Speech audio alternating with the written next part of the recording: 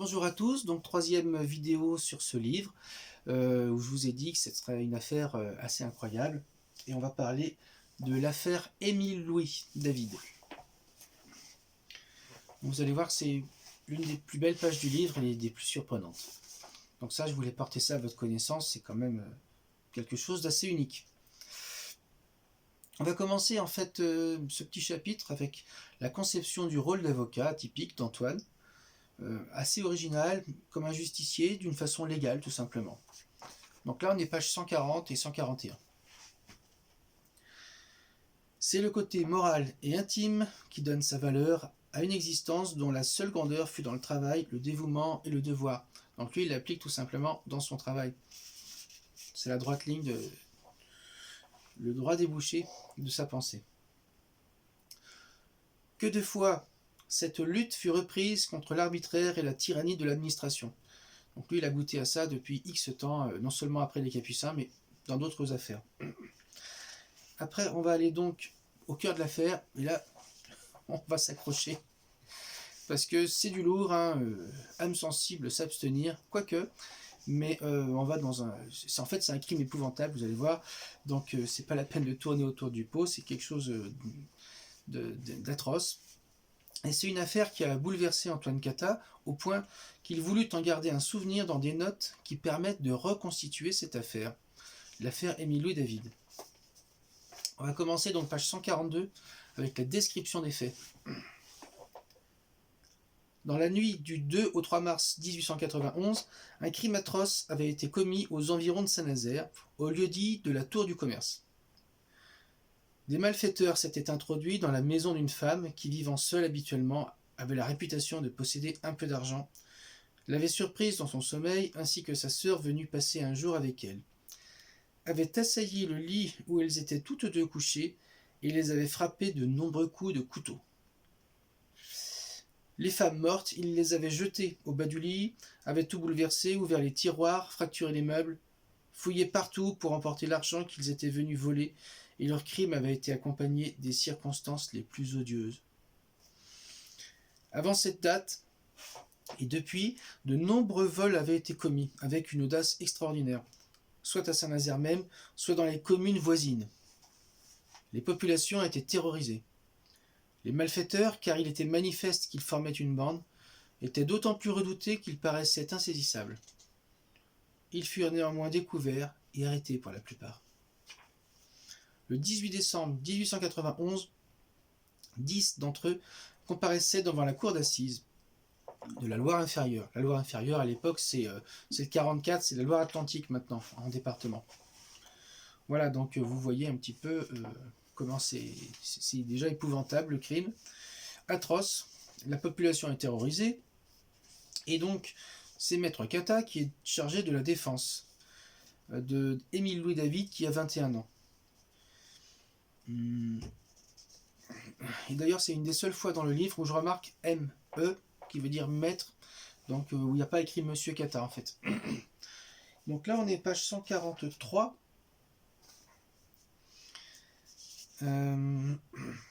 Par devoir professionnel, sur la demande du bâtonnier, Maître Cata accepta de se charger de la défense de David. Voilà. Et maintenant c'est parti. Donc je vous fais une petite lecture du procès. Il y avait du monde. C'était quand même un procès qui était lourd et la population voulait être là évidemment. Pendant les 6 jours que durèrent les débats, l'opinion publique fut extraordinairement surexcitée par le récit de faits où la perversité et l'audace le disputaient à l'ignoble et au cynisme. Ces précoces malfaiteurs racontaient eux-mêmes que leur lecture favorite était les exploits de Rocambole, de Cartouche ou de Mandrin, que leur ambition était de dépasser les grands criminels de nos jours. La guillotine ne les effrayait point. Ils plaisantaient à ce sujet et David avait dit « Si un prêtre s'avise de m'accompagner sur l'échafaud, je lui enverrai un coup de tête dans la poitrine et je l'enverrai rouler à 10 pas. » Donc vous voyez un petit peu la lecture. Et tout de suite, on est page 144 avec la condamnation logique du procureur, qui est évidemment sans appel. Donc là, c'est entre guillemets. Pas de pitié pour les assassins, sous prétexte qu'ils sont jeunes, mais pitié pour les victimes. Au surplus, le crime semble de nos jours devenir le propre de la jeunesse. Nous vivons dans un temps où les criminels les plus audacieux, les plus sanguinaires, les plus redoutables sont de tout jeunes gens. Il faut que la justice se montre impitoyable contre cette impitoyable jeunesse. Il faut le terrible enseignement de l'échafaud. Et à l'époque, c'était peine de mort. Échafaud. Voilà. Donc, après, il faut défendre ça, hein, quand même. Donc, vous êtes avocat là-dedans. Bon courage, évidemment. Hein. Voilà. Qu'est-ce qu'on va pouvoir plaider là-dedans Là, c'est éviter la peine de mort, hein, je vois que ça. Bon, et là, on arrive à la plaidoirie donc d'Antoine Cata. Et vous allez voir que c'est assez surprenant, en fait. C'est l'une des plus belles pages du livre qui va s'ouvrir là. Page 144. C'est au milieu de la profonde émotion causée par ce réquisitoire que se leva Maître Cata.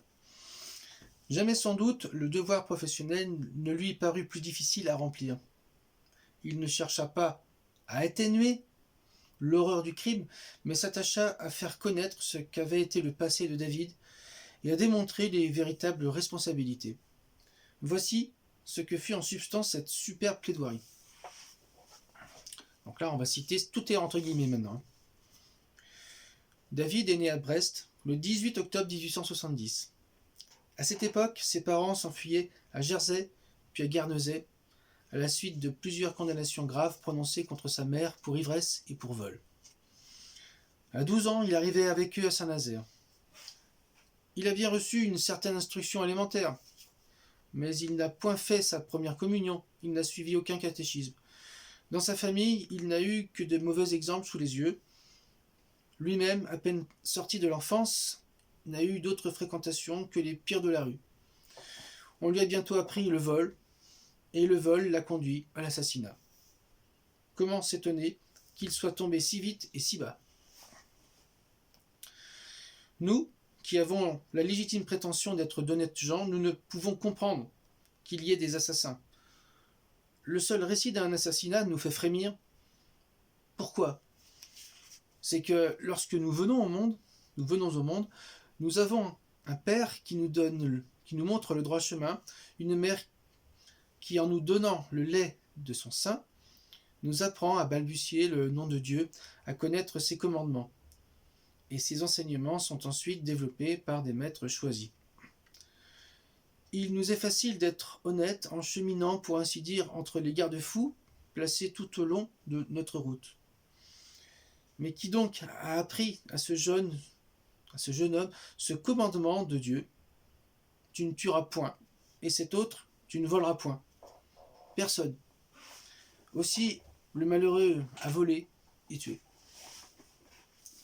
Le ministère public s'étonne et s'effraie de la précocité des criminels de notre temps. Il a grandement raison, mais à qui la faute? La faute, les accusés eux-mêmes nous l'ont appris, elle est dans ces lectures malsaines de romans dans lesquels le vice et le crime s'étalent complaisamment à chaque page. Dans ces journaux qui tous les jours attaquent, raillent, bafouent tout ce qui est sain et respectable.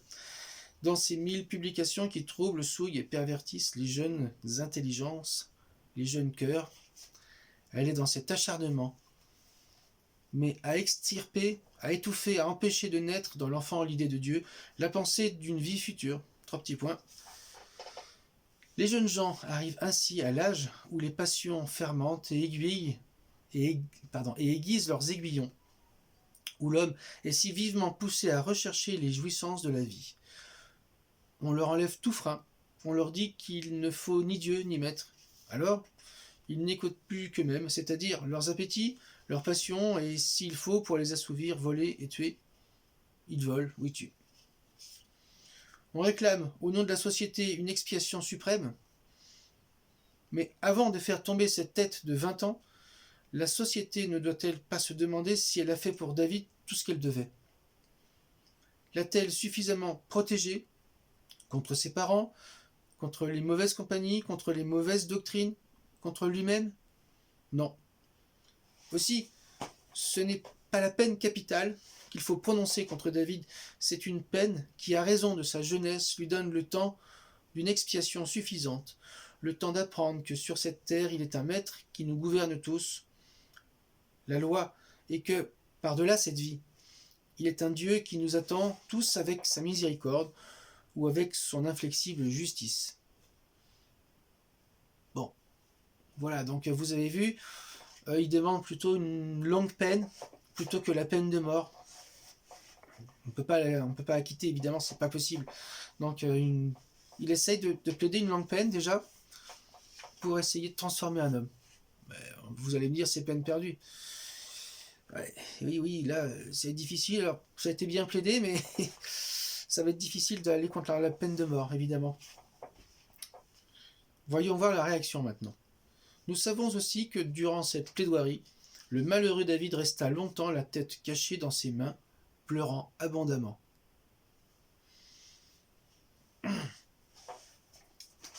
Donc vous avez vu la plaidoirie, sa réaction aussi.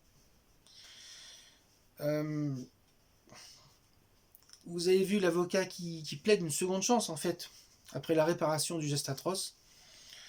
Et puis ensuite, on va voir l'aumônier qui vient voir le condamné en prison. Là, on est page 147. On a prétendu, lui dit-il en l'abordant, que vous ne voudriez pas voir de prêtre, que même vous exerceriez des violences contre lui s'il s'en présentait un. Je viens à vous, néanmoins, et lorsque tout le monde vous abandonne, je viens vous dire, au nom de Jésus-Christ, que je me considère comme votre ami et votre frère. Ouais, là, à ce moment-là, il n'y a plus grand monde qui est son ami et son frère, évidemment. Et voilà la réponse qu'il lui fait. Au lieu de lui mettre un coup de boule et le faire rouler de l'autre côté de la pièce, il lui dit « Je vous remercie de votre visite ». Et il dit aussi « Il y a loin des paroles aux actes ».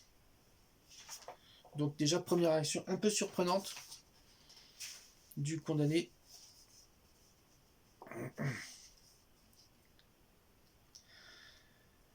Là, on va aller voir un commentaire, page 148. Donc là, c'est Tony qui commente. Mu par une commisération profonde pour ce jeune homme qu'une mort terrible attendait bientôt, je m'intéressais à lui, d'abord par professionnel, d'abord par devoir professionnel, et ensuite parce que je crus découvrir en lui une nature franche, entraînable et entraînante, qui l'avait porté à accepter des propositions criminelles et à les mettre à exécution avec plus de résolution que ceux dont elles venaient. Non, en fait, ce sont des paroles d'Antoine qui commencent à s'intéresser à l'accusé, en fait, au condamné. Voilà, donc là, maintenant, je vous fais une lecture des lettres, parce qu'il est condamné à mort, évidemment, en fait. Il n'y a pas de... Il y a aucun miracle, donc il est condamné à mort. Après, il y a éventuellement des recours en grâce pour le faire gracier, ça va être difficile. Donc, nous sommes maintenant page 149. Et là, Émile Louis David écrit à Antoine Cata.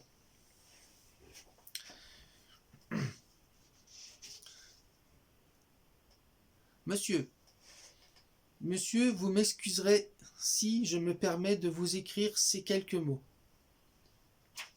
Je vous dirai aussi que j'ai signé mon recours en grâce. En fait, il veut dire son pourvoi en cassation, car il avait refusé de signer son recours en grâce. Hier après-midi. Je vois monsieur Patron, l'aumônier de la maison, presque tous les jours, et je vous assure que je suis plus heureux depuis qu'il vient me voir que je n'étais auparavant. Rien autre chose à vous dire pour le moment. Je vous salue en vous remerciant d'avoir bien voulu me rendre service. Les lettres, en fait, sont retranscrites dans le livre avec les vraies fautes d'orthographe parce que il ne sait pas bien écrire. Les discours sont censés, mais c'est bourré de fautes d'orthographe. Donc c'est pas très commode la lecture. C'est presque drôle en fait, mais en fait évidemment c'est assez triste. Il y a quelques lettres qui ont été reprises dans la presse nantaise. Et vous allez voir, il y en a d'autres. Donc c'est là où ça devient intéressant. Je vous fais la lecture de la seconde lettre, qui est bouleversante, en lecture intégrale donc, qui a été publiée dans plusieurs journaux. On est page 150.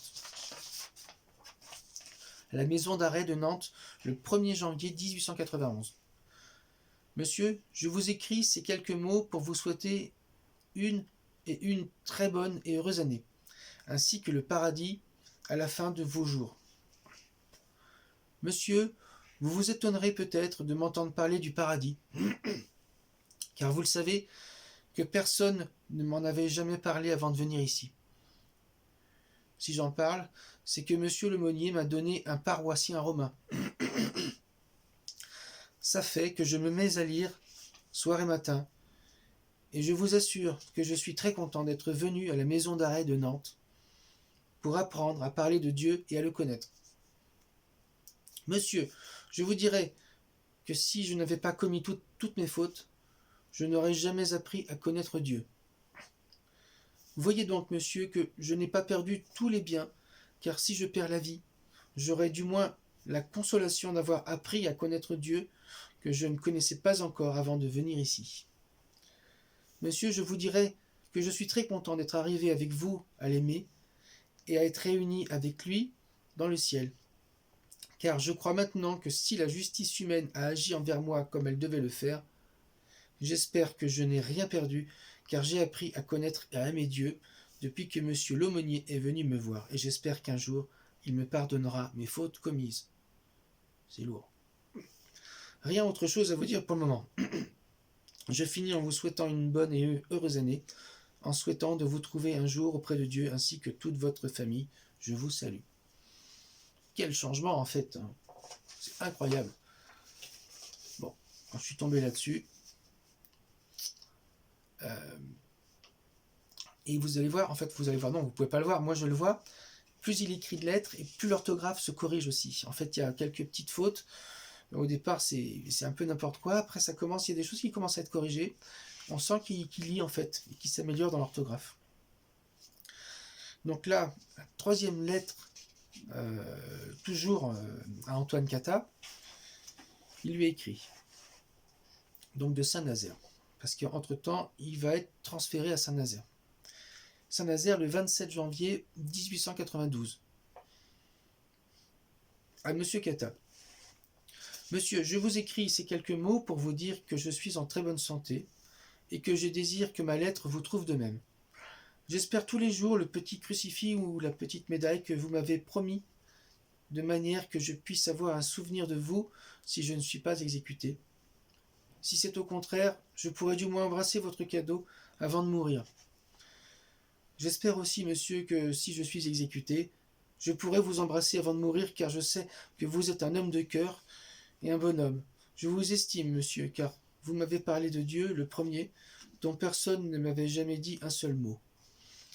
Ne croyez pas, monsieur, que j'ai peur de la mort. Non, car je sais que je l'ai méritée. J'espère, avec une ferme confiance en Dieu... Non, attendez, oui. Car si la société m'a repoussé de son sein, Dieu aura pitié de moi. Comme monsieur Broussard peut le dire, ayez confiance en lui et il vous pardonnera. Eh bien, monsieur, j'ai écouté ces bonnes paroles et maintenant je me trouve heureux de mourir, car si j'avais été condamné aux travaux comme Cabel, eh bien, monsieur, je serais peut-être devenu pire que je ne le suis. J'espère, monsieur, que vous viendrez me voir avant le jour de l'exécution pour que je puisse vous embrasser avant de mourir. Bien des compliments de ma part à monsieur le procureur ainsi qu'à monsieur le président. Je vous salue. Voilà. Et donc, on a aussi une lettre, page 152, une autre lettre. Et là, vous allez voir que c'est une lettre vraiment bouleversante. La lettre page 152 est magnifique. Saint-Nazaire, le 18 février 1892. Monsieur Cata. Monsieur, je mets la main à la plume pour vous dire que je suis en très bonne santé. et je désire de grand cœur que ma lettre vous trouve de même. Monsieur, Monsieur André m'a dit que si j'avais le désir de vous revoir, vous étiez entièrement à ma disposition. Eh bien, monsieur, puisque c'est ainsi, je tiendrai encore à vous voir avant de quitter ce monde pour toujours. Car monsieur, quand un homme a fait tout ce qu'il a pu pour vous sauver la tête, il me semble qu'on lui doit un peu de reconnaissance. Eh bien, monsieur, je vous dirai, moi, David l'assassin, que je vous aime de tout mon cœur, parce que vous avez été un père pour moi. Personne n'a été aussi bon pour moi que vous et monsieur Patron. Je vous dirai aussi que, avant de mourir, je peux faire un petit discours pour donner à réfléchir à tous ces malheureux égarés qui se trouveront là. Oui, monsieur, je serais utile à la société. Si j'ai été un si grand scélérat, je veux au moins leur être utile avant de mourir. Puisque vous n'avez rien comme souvenir de moi, je vais vous écrire mon petit discours que vous pourrez faire voir à monsieur le procureur. Voici mon discours et j'espère que vous en serez enchanté, ainsi que monsieur le procureur. On est page 153, c'est une lettre importante. En fait, vous allez vous comprendre pourquoi. Il va demander pardon aux habitants de Saint-Nazaire. C'est écrit aux habitants de Saint-Nazaire. Mes chers amis, je demande humblement pardon à Dieu et aux hommes des crimes que j'ai commis. J'ai mérité le terrible châtiment que je vais subir tout à l'heure, et je ne m'en plains pas. Je tiens cependant à vous dire que je meurs en vrai chrétien. Je remets mon âme entre les mains de Dieu qui m'a créé, du Dieu qui a pardonné sur la croix à un voleur et un assassin comme moi. Je livre mon corps aujourd'hui au bourreau pour payer à la France, ma patrie, la dette que je lui dois. Puisse mon exemple servir à sauver d'autres malheureux égarés. C'est ce que je demande à Dieu. Au revoir mes amis, au ciel. Vive notre Seigneur Jésus-Christ et vive la France. Voilà, monsieur, mon petit discours pour le jour de l'exécution. Faites-le voir à monsieur le procureur pour qu'il voie que je ne suis pas tout à fait perverti, comme on le dirait. Je vous serre affectueusement la main, ainsi qu'à monsieur le procureur des assises, ainsi qu'à tous vos amis. Voilà, donc après il fait sa première communion, et jamais le souvenir de cette messe ne devait sortir de la mémoire de monsieur Cata. Il en parlait souvent à ses enfants. Quelle dramatique et touchante scène du tête de cette première communion du condamné à mort. Donc voilà, vous comprenez un petit peu l'affaire maintenant de ces mots qui sont très surprenants et bouleversants. Et puis la dernière lettre, on est pages 154 et 155, avant d'être exécuté, donc condamné à mort. La voici, ces derniers mots en fait. Mon cher monsieur Cata, depuis que j'ai fait ma première communion, je suis heureux comme un roi, et content de mourir en chrétien, car je suis persuadé que Dieu m'a pardonné mes fautes, depuis que je me suis donné à lui corps et âme. Tous les jours, monsieur Cata, je sens mon âme se purifier. Ah, monsieur, s'il fallait recommencer une nouvelle vie, j'aimerais mieux faire 15 heures de travail par jour avec un morceau de pain noir et un verre d'eau, que de faire ce que j'ai fait à mon prochain. Ah, monsieur, il y a des hommes qui ne savent pas ce que c'est que le repentir, mais s'ils le connaissaient comme moi, ils ne feraient pas le mal qu'ils font tous les jours. Je voudrais que ça soit moi qui fût le dernier misérable au monde. Au moins, comme ça, la société pourrait vivre en paix et dormir tranquille. J'espère bien, monsieur, que le châtiment que je vais expier servira d'exemple à tous les jeunes gens. Ah, monsieur, si pour réparer le mal que j'ai fait et rendre la vie à ces 2 pauvres femmes que j'ai tuées, l'on viendrait me dire qu'il faut que l'on me coupe par morceaux pour que ces 2 malheureuses reviennent, eh bien, j'aurai ce courage de subir ce châtiment, car de jour en jour, je deviens de plus en plus fort, depuis que j'élève mon âme vers Dieu.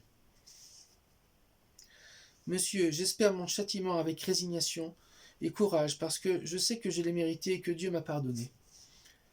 Je vous dirai, monsieur, que si je ne m'étais pas tourné vers Dieu, depuis que monsieur Patron est venu me trouver la première fois, eh bien, je serais mort de chagrin. Quand je m'ennuie, je me mets à prier tout bas et je sens le courage de revenir. Le courage de revenir. Je finis ma lettre en vous serrant affectueusement la main. Votre ami jusqu'à la mort.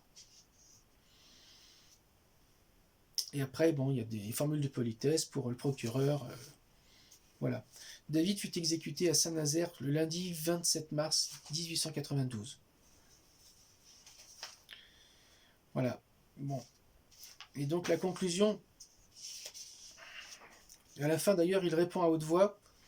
Il dit merci, je vous le promets, je mourrai pour lui comme il est mort pour moi. Et en fait, il parle de Jésus-Christ. Et à la fin, la conclusion assez bouleversante de l'abbé Patron qui parle à Antoine Cata. Il lui dit vous l'avez envoyé au ciel. Voilà l'affaire Émile Louis David qui est proprement incroyable. Donc je voulais porter à votre connaissance. C'est une page magnifique du livre.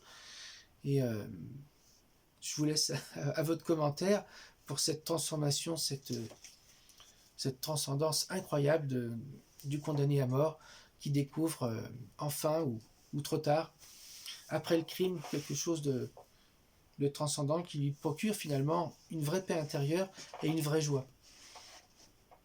Voilà cette affaire Émile Louis David.